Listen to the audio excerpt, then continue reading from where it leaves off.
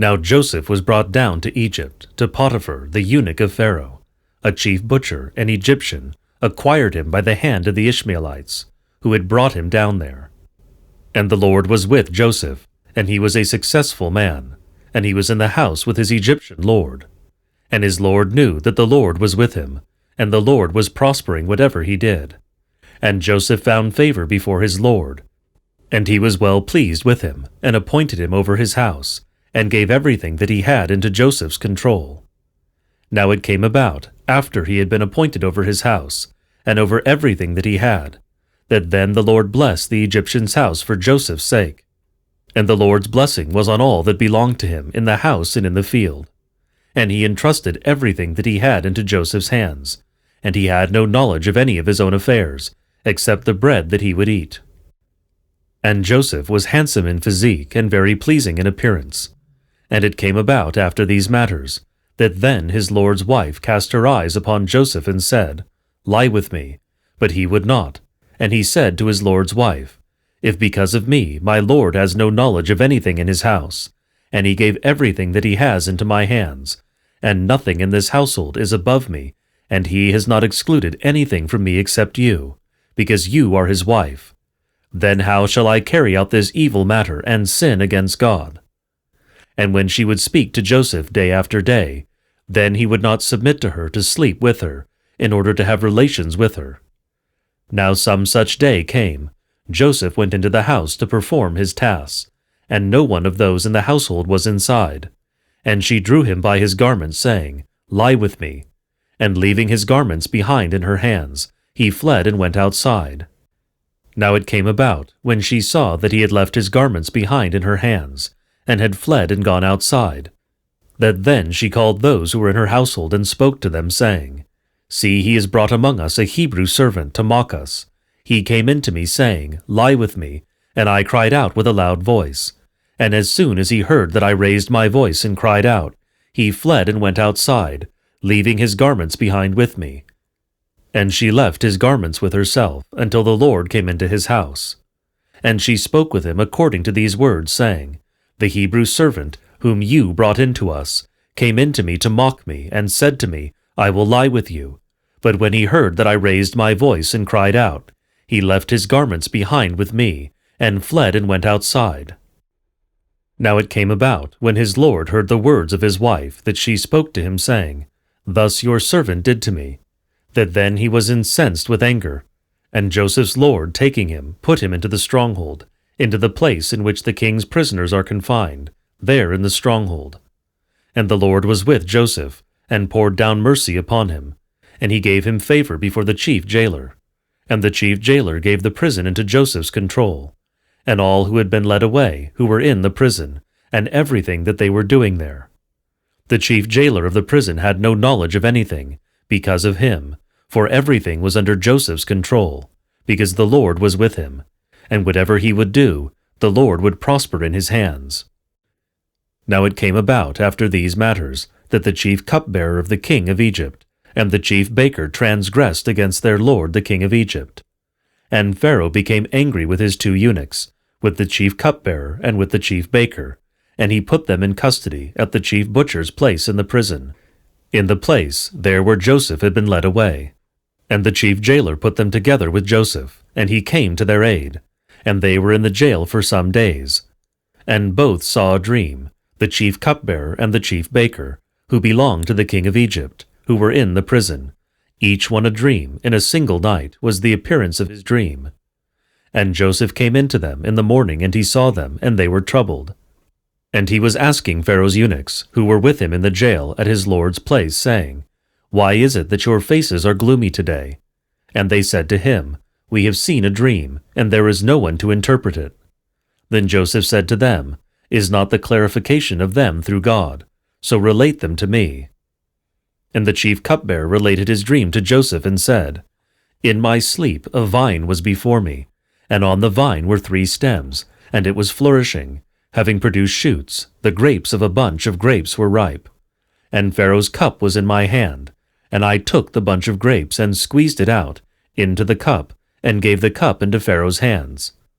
And Joseph said to him, This is its interpretation. The 3 stems are 3 days. Yet 3 days, and Pharaoh will remember your office, and restore you to your chief cupbearership. And you shall give Pharaoh's cup into his hand, in accordance with your former office, when you used to pour wine. But remember me through yourself, when it should go well with you, and you shall do mercy with me, and make mention of me to Pharaoh, and bring me out of this stronghold. For by stealth I was stolen out of the land of the Hebrews, and here I did nothing, but they put me into this pit. And the chief baker saw that he interpreted rightly, and he said to Joseph, I also saw a dream, and I imagined I was taking up on my head 3 baskets of coarse meal loaves. Now in the topmost basket was baker's work of all sorts, which the king Pharaoh eats, and the fowl of the sky were devouring them from the basket that was atop my head. Then Joseph said to him in reply, This is its interpretation. The 3 baskets are 3 days. Within 3 more days Pharaoh will take away your head from you and hang you on a pole, and the birds of the sky will eat your pieces of flesh from you. Now it came about on the 3rd day that Pharaoh had a birthday, and he was making a feast for all his servants. And he remembered the office of the chief cupbearer, and the office of the chief baker among his servants. And he restored the chief cupbearer to his office, and he gave the cup into Pharaoh's hand. But the chief baker he hanged, just as Joseph had interpreted to them. But the chief cupbearer did not remember Joseph, rather he forgot him. Now it came about after 2 years of days that Pharaoh saw a dream. He imagined he was standing by the river, and look, coming up as it were out of the river were 7 cows, fair in form and choice in flesh, and they were grazing in the reed grass. And 7 other cows, ugly in form and scrawny in flesh, were coming up out of the river after them, and were feeding by the cows by the bank of the river. And the 7 cows that were ugly and scrawny in flesh ate up the 7 cows that were fair in form and choice. Then Pharaoh awoke, and he dreamed for the 2nd time, and look, 7 ears of grain, choice and fair, were coming up on one stalk. And look, 7 ears of grain, scrawny and wind-blasted, were growing up after them. And the 7 ears of grain, scrawny and wind-blasted, swallowed up the 7 choice and full ears of grain. Then Pharaoh awoke, and it was a dream. Now morning came, and his soul was troubled. And he sent for and called all the expounders of Egypt, and all its wise men. And Pharaoh related his dream to them, and there was no one to tell it to Pharaoh. And the chief cupbearer spoke to Pharaoh, saying, I recall my fault today. Pharaoh became angry with his servants, and put us in custody, in the house of the chief butcher, both me and the chief baker. And we saw a dream in one night, he and I. We saw each one in accordance with his own dream. Now a young man was there with us, a Hebrew servant of the chief butcher, and we related them to him, and he interpreted them to us. And it came about that just as he interpreted to us, so also it happened, and thus I was restored to my office, but he was hanged. Then Pharaoh sent for and called Joseph, and they brought him out of the stronghold, and shaved him, and changed his apparel, and he came to Pharaoh. And Pharaoh said to Joseph, I have seen a dream, and there is no one to interpret it. But I have heard them saying of you that you, on hearing dreams, interpret them. And Joseph said to Pharaoh in reply, Without God, the safety of Pharaoh will not be answered.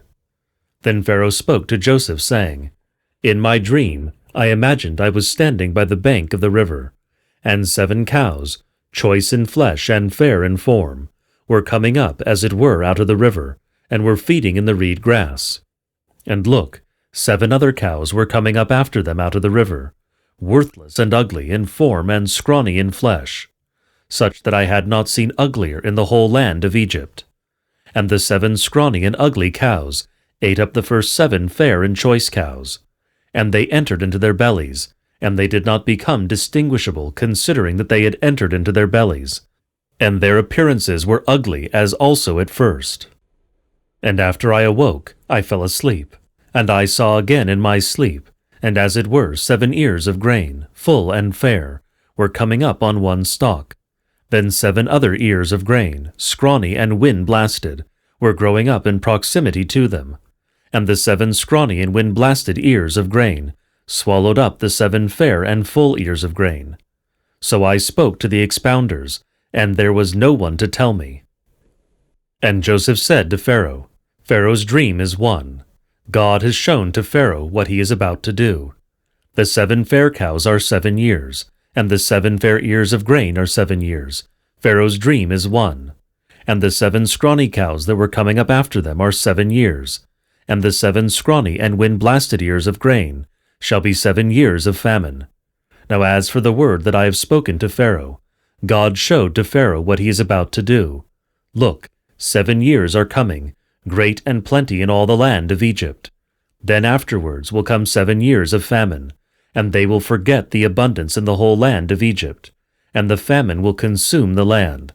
And the plenty will not be observed on the land, because of the famine that will be afterwards, for it will be very severe. And as for Pharaoh's dream being repeated twice, because the matter that is from God will be real, and God will hasten to do it. Now then search out a man, sensible and intelligent, and appoint him over the land of Egypt. And let Pharaoh make and appoint district governors over the land, and let them take 1/5 of all the produce of the land of Egypt, in the 7 years of plenty, and let them gather all the provisions of these 7 good years that are coming, and let the grain be gathered under the authority of Pharaoh. Let provisions be kept in the cities, and the provisions shall be kept for the land, in regard to the 7 years of famine that will be in the land of Egypt, and the land will not be annihilated by the famine. And the words were pleasing before Pharaoh and before all his servants. And Pharaoh said to all his servants, Surely we shall not find such a person who has a divine spirit within. Then Pharaoh said to Joseph, Seeing that God has shown you all these things, there is no person more sensible and intelligent than you. You shall be over my house, and all my people shall comply with your mouth. Only with regard to the throne will I be above you. And Pharaoh said to Joseph, Look, I am appointing you today over all the land of Egypt. And removing his ring from his hand, Pharaoh placed it on Joseph's hand, and arrayed him in fine linen apparel, and placed a gold collar around his neck. And he mounted him on the 2nd chariot of those that were his. And a crier cried out in front of him, and he appointed him over the whole land of Egypt. And Pharaoh said to Joseph, I am Pharaoh. Without you no one shall lift up a hand, in reference to all the land of Egypt. And Pharaoh called Joseph's name Pson-Tomphanech, and he gave him Asenath, daughter of Potipharus, priest of Heliopolis, as a wife for him. Now Joseph was 30 years of age when he stood before Pharaoh king of Egypt. And Joseph went out from the presence of Pharaoh, and went through all the land of Egypt. And in the 7 years of plenty the earth produced sheaves, and he gathered up all the provisions of the 7 years, in which there was plenty in the land of Egypt, and put the provisions in the cities. Provisions of the plains of the city which were around it he put in it. And Joseph gathered up very much grain, like the sand of the sea, until they were unable to count, for there was no counting. Now before the 7 years of famine came, Joseph had 2 sons, whom Asenath, daughter of Potipharus, priest of Heliopolis, bore to him. And Joseph called the name of the firstborn Manasseh, because God has caused me to forget all my hardships and all my father's affairs.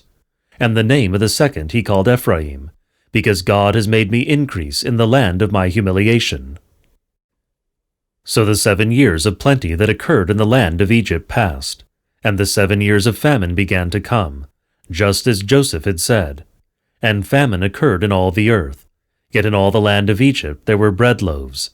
And all the land of Egypt was hungry, and the people cried out to Pharaoh for bread loaves. And then Pharaoh said to all the Egyptians, Go to Joseph, and whatever he says to you do.